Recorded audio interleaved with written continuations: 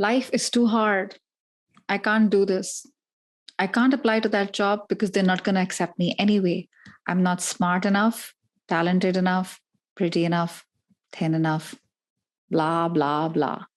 Listen, if you've ever said any of these things to yourself, we need to talk, my friend.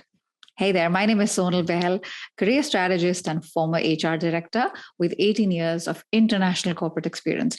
And in this channel, I give you the competitive edge you need to land that dream job, to get that promotion and lead a richer, happier, and more purposeful life. But if you're thinking, how do I do that, Sonal? Click that bell icon and subscribe button, and we're going to get started. Listen, I hear you. Okay.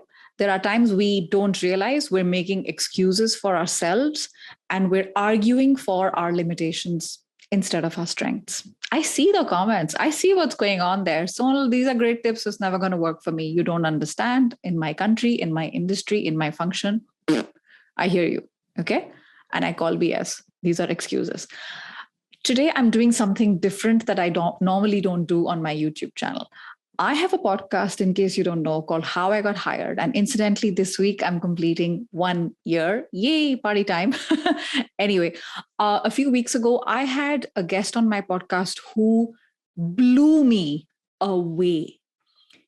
This is a person who is a very successful lawyer and fights for inclusion rights for every person in Pakistan.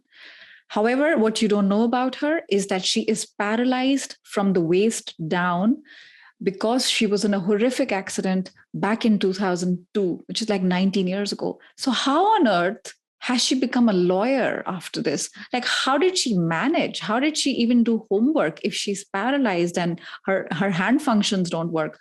This episode is worth watching with an open heart, open mind. Get your tea and coffee, get your pen and paper, take some notes.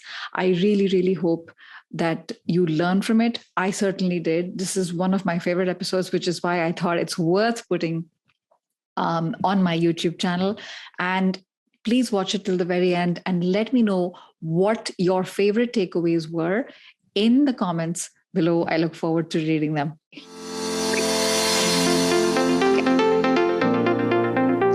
Hey there, welcome to How I Got Hired. This is the podcast to inspire ambitious professionals just like you to find that job you love or completely reinvent your career. I'm your host, Sonal Bahl, founder of Supercharged and career strategist. And every week I hold conversations with ordinary people like you and me from around the world who've had extraordinary success in finding their dream job so you can learn how they got hired. Now, today I am going to say, I am so glad you decided to press play. Why is that? I'm going to introduce today's guest with a little story. On the 25th of March, 2002, Sana was traveling with her sister on a highway in Islamabad when they suddenly met with a deadly road accident. Her sister died on the spot while Sana's body was 95% paralyzed. In hospital, Sana was unable to talk or move any of her body parts. Her only way of communication was blinking her eyes. And in order to get attention of sleeping nurses, she would often bite on the ventilator tube to stop the oxygen supply and set off the alarm.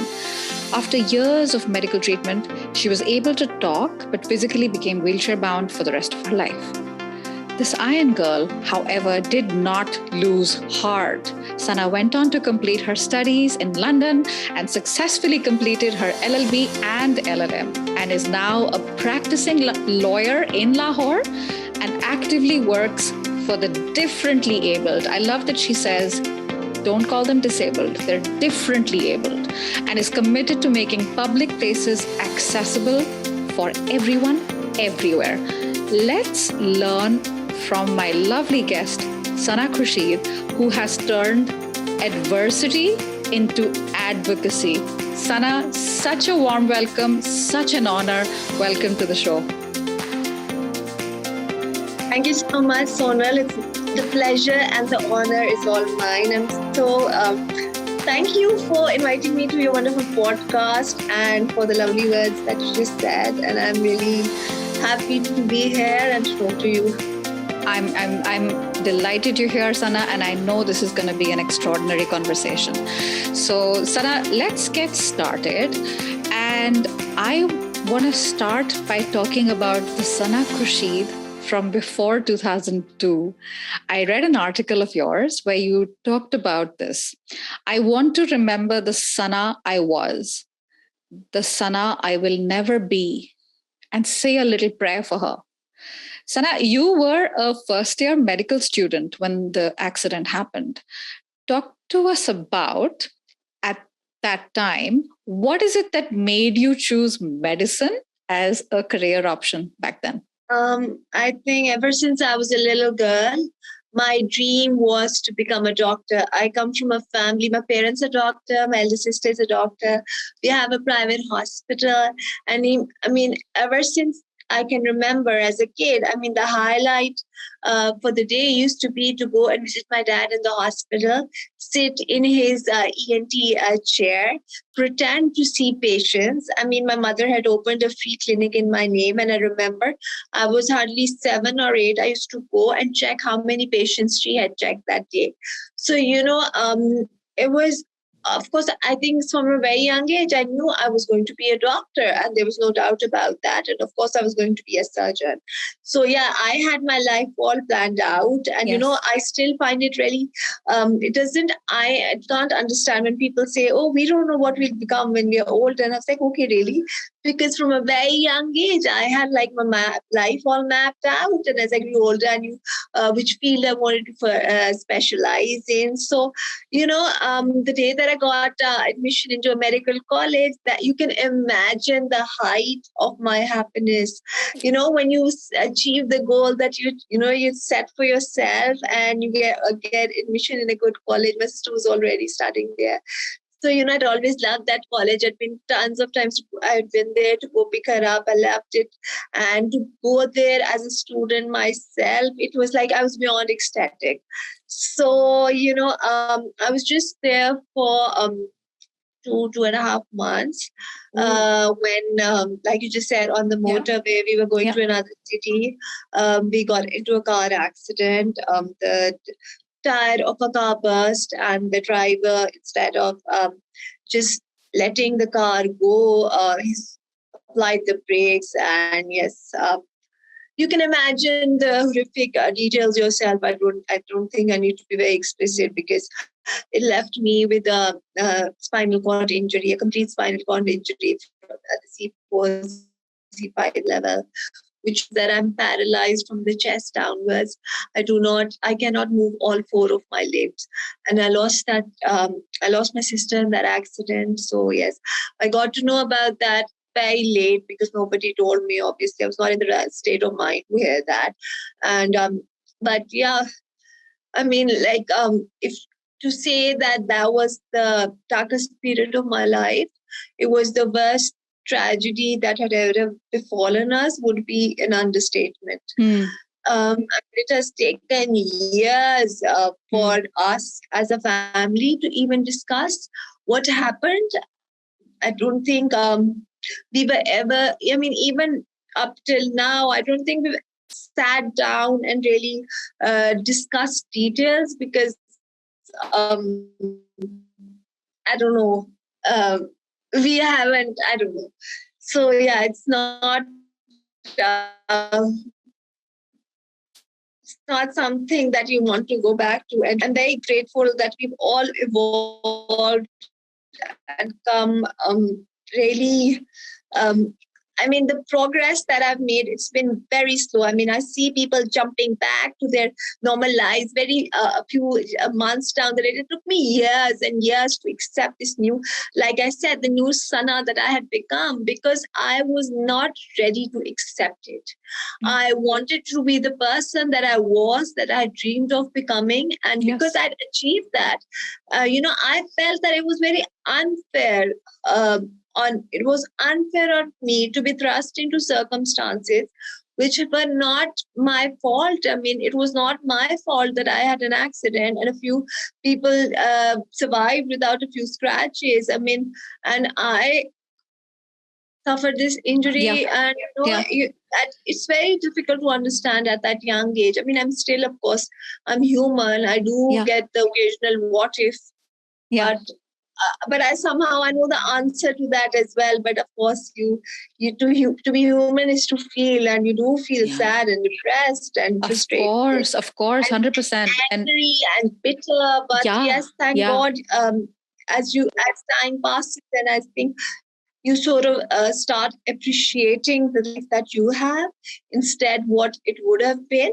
So your life starts changing, and I appreciate that fact, and I'm grateful to that fact, and I feel like I'm very blessed that I've got a life now, and I've made something out of it, which I can be proud of. And sometimes I think I am a little too hard on myself, but yes, that's the way I am. So what no, can I I come. First of all, thank you for being so honest. You're talking about a lot of things that we don't want to talk about. We want to brush it under the carpet. And Sana, the culture that you and I come from, um, things like therapy and talking out your feelings are still relatively new concepts. You're expected to, hey, what, you look fine, everything's fine, let's move on, and moving on is hard. It's been 19 years and you're talking about it and it feels like it's happened, yesterday. Obviously there's been so much growth in this period of time, the transformation. And you said you can imagine. Actually I can't. And anyone who's got empathy or sympathy, it's very different when they've actually been through a life changing event, like the one that you've been through. So um, the anger and the bitterness, it's real. It's real, what you're talking about. And people who've gone through different set of circumstances, and that feeling of anger and then the victim, and then how that changes into gratitude and appreciating what you've already got, that doesn't happen overnight. So in fact, Sana, I want to talk about that a little bit more, because there's all this stuff out there, TED talks and books and motivational quotes on resilience and how to get over the adversity. It's only when you're in that adversity yourself that you really see what you're made of. Talk to us about that, Sana. During some of the darkest moments, what is it that kept you pushing through day after day?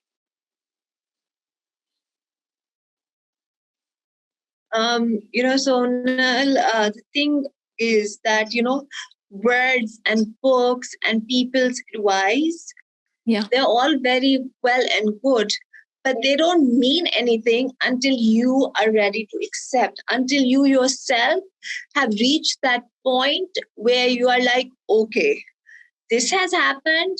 It's okay. It's not ideal. It's not something that I want. It's not something that I planned. But okay, it has happened. Now let's Yeah. move on.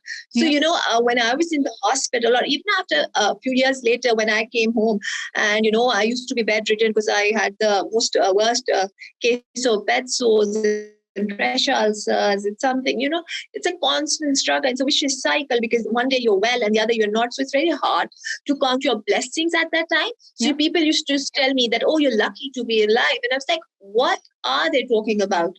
They are not in my position. It's very nice to just lecture and tell. Yeah. I used to be very resentful, but I Yeah. started, obviously, because, but it's later, much, much later, that I realized they were right. But then it was too soon to tell me all that stuff.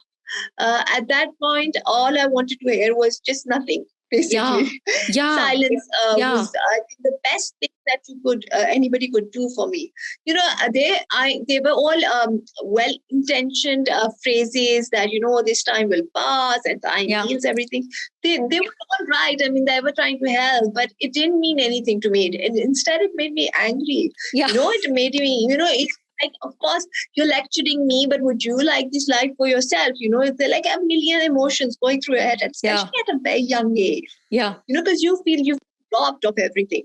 Yeah. So it was much, much later in my life. And I remember my sister Amna telling me that, Sana, you have this life. you have no choice over that. You have been blessed with a life. But where your choice lies is that either you can spend it crying and mourning and just getting bitter and bitter every day, or you can embrace this new change and new life and just make something out of it.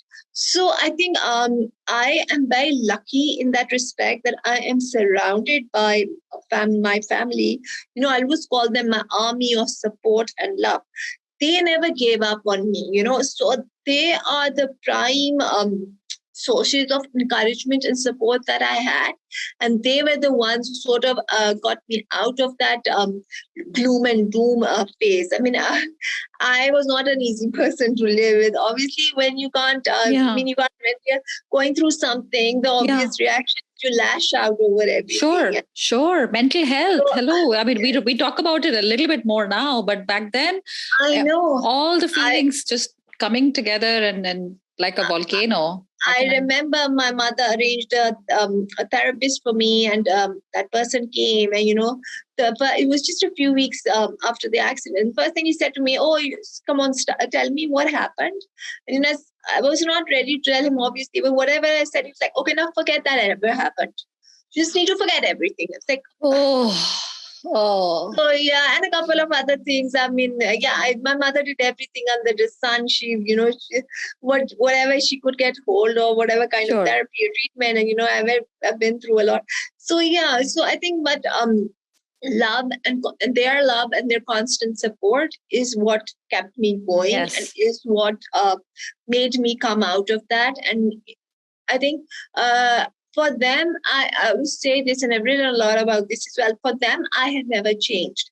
I was still the same person. For my friends, for my family, So I just didn't know that yet. And obviously, of course, I miss a lot of parts of me, which I can't even explain, and I don't even want to get into. But I have accepted this new person, and a very close friend of mine is like, you should accept it because you're a much better person now. Why would you want to become the Sana that you were? You weren't very, amazing. You're awesome now. It's like, okay. Oh wow, let's talk about silver linings. Oh my gosh, there's something that you said that I want to take away for the listener, because the last 18 months have been so horrific. A lot of us have lost loved ones. With COVID and so many things going on. The intentions are good, we mean well, and sometimes offering words of comfort can come across as a very hollow thing for the other person. So I love that you said that the thing I wanted to hear was nothing. And I think presence, sometimes just presence, triumphs words. And like awkward, it's so awkward, it's so quiet right now, I must say something. It's not necessary to say something, and let the silence take its course. You were on your journey, we're all on our journey. There are days you don't want to listen to the things you maybe need to hear, but the timing isn't there, right? So not there yet. It's not there yet. And I completely understand where your mom was coming from. And God bless that therapist, but that is not the way to go about it. So, and particularly when you're young, right? And you're in your like late teens and early 20s, you're figuring things out as it is, you're figuring things out. So I totally appreciate that. Yeah. And so now let's switch gears a little bit. I want to talk about law and this decision. There's a whole like science dedicated to decision making, and I'm very keen to hear about how this decision came about to study law after everything that you'd been through. Was it one of those well thought out, researched decisions, or was it sort of one fine day, something in your instincts told you that, Sana, this is where you're needed? How did it happen? I mean, I always tell people this, I wish I had a very glamorous story to tell you that how I chose law, but unfortunately there isn't. So, the first thing, the day I took the decision that, okay, now this has happened. Now I need to start getting my life in order. I need to start living in the true sense. Yes. So, the obvious thing was, obviously I was going to resume my studies because, education and degrees in our family is it's a big deal. And Yes. I mean, I come from a family where PhDs are treated like it's like a master's or an undergrad degree. Everybody has it. So obviously, I was going to study, but so medicine was out of a question. So what I did was I started narrowing down fields, and I narrowed down on two: law and psychology. So I remember I discussed this with my uncle, who really pushed me to start studying as well. So I sort of he was for law because both of my interestingly both my grandfathers were lawyers too, and we've got a lot of lawyers in our family. So I think it just seemed like the right choice, and I just went from there, and it's like law happened to me, and you do reach your true calling, and I think it was the best decision that I made, and I really enjoyed. And one of the driving factors for choosing law was because I used to love reading. I mean, books were my best friends back in the day. I was hooked onto social media, and I used to read like one book a day. So law just seemed really interesting, and it just happened, and that's it. Yeah. And you applied and you got into the law university in London, correct? How was that experience, Sana? No, so no, the thing was, I knew my limitations. I know myself. I know that I not going to push myself beyond what I can easily do. So attending a full term college or university was not an option for me. I was in UK when I chose law, but we were coming back to Pakistan, and obviously could not stay there. My father had business here, and of course my sister was studying. She was in medical school at the time and all that. So, and obviously Pakistan is home for me, so we were going to stay here. So what I did was I applied for the University of London. It was called the Distant Learning Program, the international program. And I visited a couple of universities here who were offering the same course. But those universities weren't accessible. So obviously I would have loved to attend college because, college is just not for getting a degree. It's the whole experience. Of course. Mine had been cut short. Of course, I wanted to, but that was not going to happen. Plus, I remember the first meeting that I had, they were like, this attendance is going to be a big issue, and you need to have like 99% attendance or what. And I was like, I knew myself then. I wasn't very strong at that time, and I knew I couldn't attend college full time. And obviously, it was not accessible. So it was not even an option for me. So I did my LLB entirely on my own. I'm just self-taught. Yeah. And after that, I did my LLM. So the credit, the thing is that British Council over here, I need to give them credit. They are very helpful. So, like I said before, I'm paralyzed from the chest down. Yes. So I can't write. I do not have any hand function. So I used to get a writer, and I used to dictate my answers. Wow. So that in itself was a big challenge because realize obviously it was a person who had no background in law. Yeah. So I used to spell out each and every word. So it was like ABC, space, comma, new line, new paragraph, leave some space, take it. Capital letter, no, now small alphabets. Okay, so I need to just spell each and everything. And as a lawyer, attention to detail is paramount. So obviously, because I was going to be judged on that paper, and that paper didn't say that this paper has been written by a writer and the student has been dictating. So obviously, it went into the normal, with everybody else. So that was a lot of work. It was very frustrating at the time, and then I used to have really good handwriting. And I remember once or twice I had writers. I couldn't even read my own papers. Like, oh my God, good luck to the examiner. I hope he can read it. The thing is, I don't like to make excuses for myself, and I don't like to emphasize on the negativities and the difficulties. I managed, so it was not too bad. And I passed and I did good. So Yeah. Okay. Oh my gosh. I All did sorts not. of challenges. Yeah. No, thank you for correcting that. I was also wondering about that. So, wow. So, an assignment that would take someone a couple of hours would take you much, much longer because the challenge was very, very different. So, I hope the listener is listening very intently to what you just said, because a lot of us are living with excuses. And honestly, if Sana could do this, what is your excuse? Like, I want to drill this down. Sometimes we need a little tough love. If Sana, if you had said to your family, I can't, it's too much, they would have understood. But you knew there's more to you, right? And you come, it's not just the fact that you come from this accomplished family of lawyers and doctors. You also, that inner hunger and that drive, like, there's more to me, right? I can do so much more, and I'm not like, the things aren't done.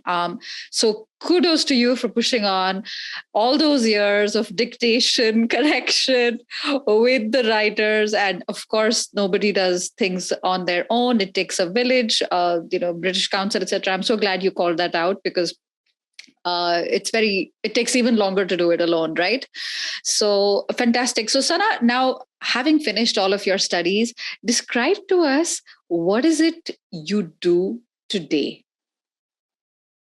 Okay. So I don't work full time because, like I said before, I know my limitations. Yes. I can't make that kind of commitment. It'd be unfair on the institute that, or wherever the workplace. Yes.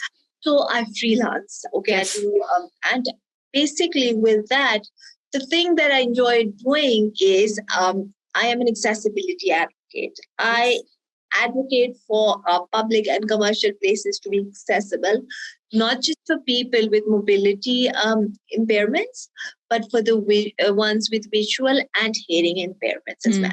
And the goal is to cater up, just to make all public and commercial places inclusive for people of all impairments. So then, it's the 25, it's 2021. It's high time that everybody had the same fundamental rights. Because, just because I'm a wheelchair user does not make me any less than you. So it's an understood thing. Why are we even fighting or arguing about this? It should be given. Yes. So that is like, I found my true calling in that. That is what I do. That is what I love to do. And that is what gives me pleasure. And that is what keeps me going. To get messages from just, random people telling me, oh, you got that ramp made over there. Now we can take our brother, our sister, our mother, whoever. We can take them over there. So thank you so much. And, the outpouring of love and the encouragement that I get for complete random strangers, it is so overwhelming, Sonal. And I'm like, oh, are they talking to me? I mean, why? Yes, they are. Yes, they are. So, that's what keeps you going, because you're not just making a place or the world a better place for you. You're doing for other people as well. So that is what I do, and that is what I am going to do. And I've been very that, and I'm very lucky that I've been very lucky in my fight for accessibility, that I have had very good results now. I mean, I've been on it since a few years now. The initial stages, I've encountered so much negativity and. I mean, and I sometimes, I was like, why is this other person even justifying the lack of access? I mean, what is that? I mean, why would they even do that? And, I remember I had like a meeting, me and my lawyer, we had this meeting with the town planner, and, his own office was on the first floor and there was no lift. And the irony was totally lost on that guy, because his own building was in violation with the law and the accessibility code, but he couldn't understand it. I think the problem with people in countries like ours is that until and unless they themselves suffer through something, they don't think it's an issue. Serious lack of empathy. Serious. Extremely. And it's not an issue. I mean, it should be an issue. So, but yeah, I filed a petition in the High Court, and that was much later. First, I started this advocacy on my own, and I am a very social person. I have a lot of friends, and the only entertainment sort of we have over here is to go out and eat, and I love doing that. So, I started from there. I called out places which didn't have ramps, and a lot of them obliged. But on the other hand, there's just some extremely weird and strange. I see you holding your tongue. I can understand that. I remember I'm like a restaurant owner. He had just 2 steps in his cafe, and I used to visit there a lot. It's just 2 steps, and he had promised me that he'd get a ramp made, and I remember I did a social media post on it, and he called in an army of his own friends and supporters who were started bashing me that, oh, if you can't walk, why didn't you just stay in the car and eat? What? I was like, I've made a rule. I don't engage with such people. Yeah. If they still haven't understood what is wrong and flawed with their argument and with the words they're saying, then I can't waste my time in educating them. No. It's already too late. It's exhausting, Sana. How much education can you do? That's not your job. You need to pick and choose the right battles. Otherwise, you will just sort of be defending all day and night. So I consider such negativity noise. I ignore it. I ignore it completely because it's not good for me. It's not good for mental health. And I'm not going to let those sort of people affect me. Sure. And, there's something called karma at the end of the day. What goes around comes around. That's not your job. You're not judging that. I mean, that's their prerogative. Yeah. But I highly recommend to anyone who's listening to follow Sana on Facebook and Instagram. I'm going to put the link in the show notes. On Instagram particularly, I love every single victory, little by little, the things that you achieve. It's I love the ripple effects of that. One ramp, it's a ramp. There's a long way to go. But that one ramp is one step closer to winning that battle on real inclusion, right? And there's so many, and you and I chatted before, there's so many positive side effects. For example, someone whose knees are hurting, or someone who's got a baby stroller and they need to push it. So those are people who are blessing you as well, thinking, oh gosh, now it makes me a little bit easier. Those 10 steps, which others just breeze through, it makes it so much easier for me that I can go gently on that ramp. So I love that you shared that. And negativity, you can be doing great things for fighting for people who don't have a voice or don't use that voice, like somebody like Sana, and you will still come across negativity and trolls. So I love that you said that, you got to pick your battles. And Sana, when you listen to the word inclusion, it's become so fashionable now to talk about DEI, diversity, equity, inclusion. When you listen to all of this stuff, how do you define inclusion?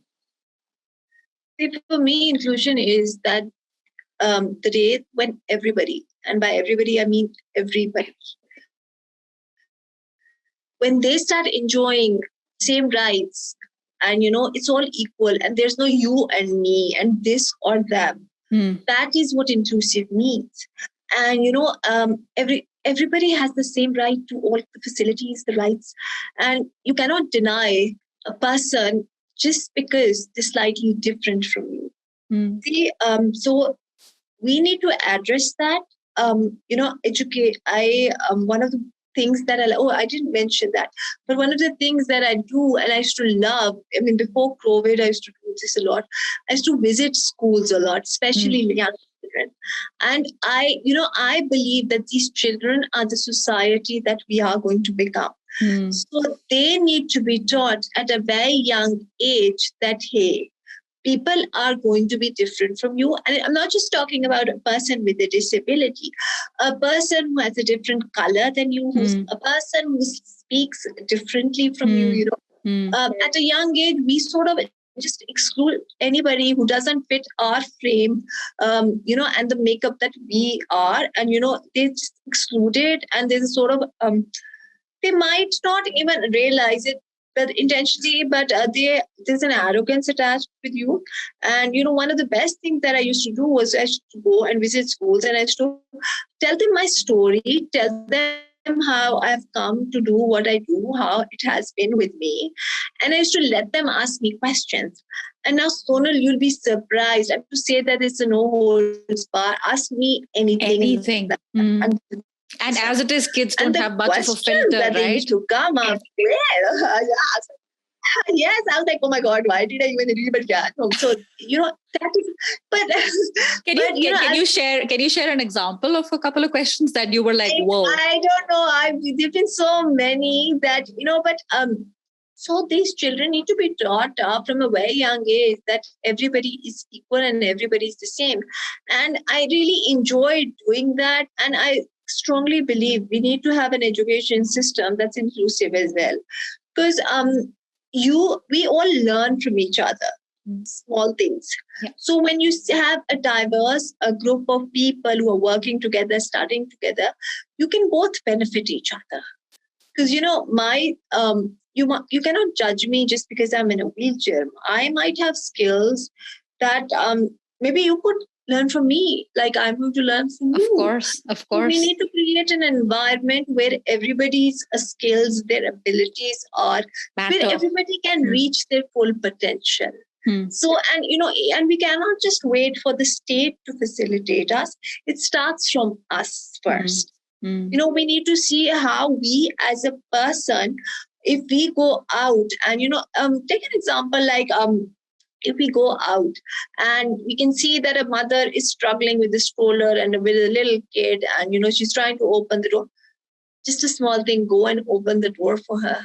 It's not a big deal. It's nothing, but it would matter to her. Yeah. So like I always tell these kids that, you don't need to make grand gestures or anything. Sometimes even a smile works. Sometimes even a smile works, and a small little gesture means a lot. And everything doesn't have to be a fight, in the sense that do your bit. I love that you're talking about the grassroots aspect of it, as opposed to shifting accountability and blaming the government, which I think in every country there is a culture of it's someone else's problem. You're like, no, the buck stops with me. This is what I can do, and I'm going to do it. And I'm not going to stop till it's done. Because Sonal, I've been through it. I remember I used to go to places, and the lack of access used to really. First, I used to feel embarrassed because maybe I used to think, oh, maybe it's my fault. I'm the only one. It's not their fault. They haven't kept a ramp. I should be the one who should have. Who should walk on the steps. I mean, why should they cater for me? But then I realized, no. They need to facilitate me as well. And, and another thing I realized was that after coming home, what did I do? I used to, like anybody else, has to come home crib and moan that, they haven't done this, they haven't done that. And I was like, one day I was like, hey, Sana, what have you done for yourself? So you need to start taking ownership of the problem, and you just start doing something yourself. Because if you don't do anything yourself, how can you expect others to do anything for you? So you need to become your own voice, and never think, that's what I tell kids as well, never think that your voice is not enough. Sometimes it's just one voice, it's one step that gets the ball rolling, and it just the journey like we say, the journey of 1,000 miles starts with one step. That first step is very difficult. It takes a lot of courage to take that. But once you do, then the sky is your limit. Yeah, no, I love that you talked about that. And it's reminding me of Lord of the Rings, which is a movie I'm a big fan of. And there was a line in there, Galadriel, even the smallest person can change the course of the future. And like, who are we to doubt? And that ego, Sana, is so, and everyone who's listening right now, that ego is so sneaky. It just comes in and says, this is so embarrassing. Like, this is your fault. Stay home. There is no need to go out. Why should the restaurant be punished just because you're on a way? What crock, like what BS, right? But it affected you because you're human. And it happens to so many of us. So someone who's listening today, oh, that job looks exciting. Who am I to apply? I haven't made all these achievements. I'm just going to not apply. So we have to be very careful because the ego is not your friend. And the other thing I want to highlight here that you said is that I say this a lot on LinkedIn and social media. There are two types of people in the world. They're the complainers and they are the obtainers. The complainers will talk and complain and just talk about how everything is wrong. And they're bitter. They don't move past the complaining. The obtainers are like, yeah, okay, this is crap. Like, I get it. I accept it. What am I going to do about it? What is my role? And they go on and do things that nobody thought was possible. So 100% be an obtainer, be somebody like Sana. The thing is, Sonal, the problem with us is that, we ourselves are so conscious of our own. I always say we are our own worst enemies. Yes. And, yes. It took me a long while to realize that Yes. the limitations that I had put on myself, they were the physical ones were okay, Yes. but they were Yes. also they were being catered for. But the mental barriers that I had put, they were self-imposed. And once I overcame that, then it became easy, and it was not anybody's fault. Because I myself was in that negative space, I just let negativity engulf me and consume me. And believe me, it's exhausting. Yeah. And I realize now that I've wasted years of my life. And it was not worth it. I shouldn't have, but then I think that no, Sana, I think that journey was necessary. It was meant to go through it. Those steps were necessary to become the person that I am today. So, like I said before, we shouldn't be very hard on our own self. We should appreciate the journey and pat ourselves on the back for even the smallest thing that we achieve. Yeah. Even if that means waking up in the morning and just getting out of bed and putting on clothes. Yes. So every little bit counts. Do not judge yourself by the standards that the society has made for you. Yes. So be your own hero, be your own. Just keep going, not for anybody else, but for your own self. Yeah. And if you want to take time, take all the time in the world. I have taken, like I said, I've spent years feeling sorry for myself. So, but like we were saying that when I started my education, I had that in me that I had to sit for like 2 A-level exams because there was a gap in my studies. So to be eligible for LLB, I had to do that. And I was like, A-levels? I was a medical student. Why would I, There's the ego again. Yeah. It doesn't matter that. And I was very conscious that, oh my God, what will people say? I mean, my friends are in college already and I have to sit for my A-level exams. So it's okay. It doesn't matter. These are trivial things. Later on in life, you look back and you're like, oh my God, why did I even waste a second? It didn't matter. Oh yeah, absolutely. I want to marry this with what you said a little earlier, because I think they go very well together. I want to, you talked about self-awareness where you're like, I know myself really, really well, right? And the other aspect is you are your own worst enemy. So be aware that yes, you know yourself, you know what you're strong at, you know what your limitations are. On the other hand, are you in your own way? Because they're two very different, kind of sides of the same coin. Do you know what I mean? Yeah. So, Sana, we're coming close to the end and I can't believe it because the time has absolutely flown. It's been such a fabulous conversation. And, there is this one question, Sana, that I ask every single guest of mine on the podcast. Now, you've had so many huge moments in your life. And I wonder which one you're going to pick out, or maybe there's another one. Is there one standout defining moment that supercharged your career and helped you to move towards your current success? I think the day that I started not just thinking for myself, the day that I understood that, getting a ramp made is not just a ramp. It's not just a concrete construction thing. It's something bigger than that. It's that what this ramp symbolizes, represents. Yes. what it represents. So I think that day, and like I said, when I did my first social media post, the love, the encouragement, and the things that just complete random people shared with me, of the difficulties that they themselves were feeling in their life, one does not need to go get a spinal cord injury to, that's not the only tragedy or the trauma that can affect you. There are a million other things. And another thing that I've learned in my journey is that I cannot judge other people's problems. What for me might not be that important, but would just be the end of the world for somebody else. And I shouldn't judge them. I should be understanding, because we all have our own troubles. We all have our own battles.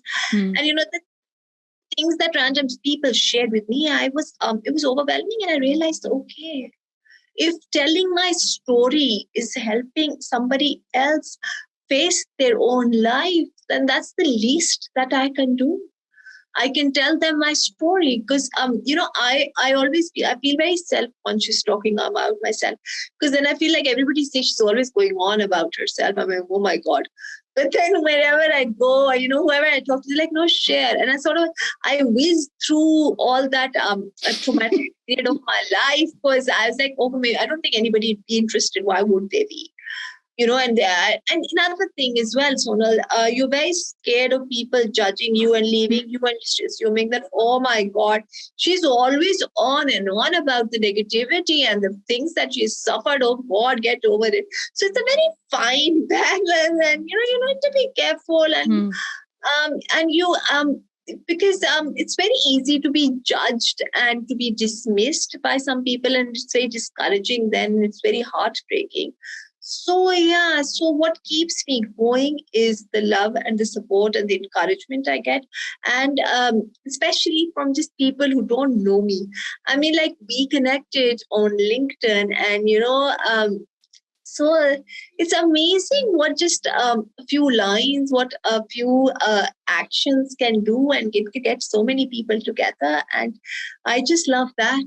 Yeah, no, and you're making such a huge impact, such a huge difference. And when you talk to me about when you shared that story about going to the building to talk about inclusion in public buildings, and how ironic that the building, the office was on the first floor, and there's no elevator, there's no ramp.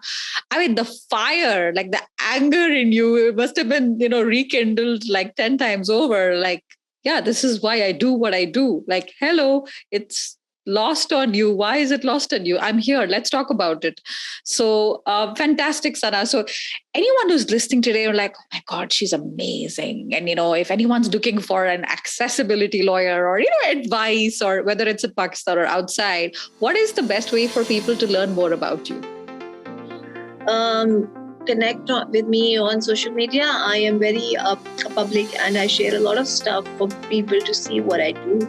And like I said before, if my story or if a post that I share helps somebody overcome the barriers that they are facing, to overcome the obstacles that they might have just me feeling, or if lows that they are feeling, just they feel better after looking at me or reading about how I went through what I did and I came out of it. I mean, that's just credit enough for me, and that is fuel for me, and for me it keeps me going. And I am so grateful that I have a platform. I have people who just make my life worth living, and they keep me going, and that's it. And I always feel I'm not doing anything. I mean, I'm just living my life the way I want to, but if it helps somebody, then wow.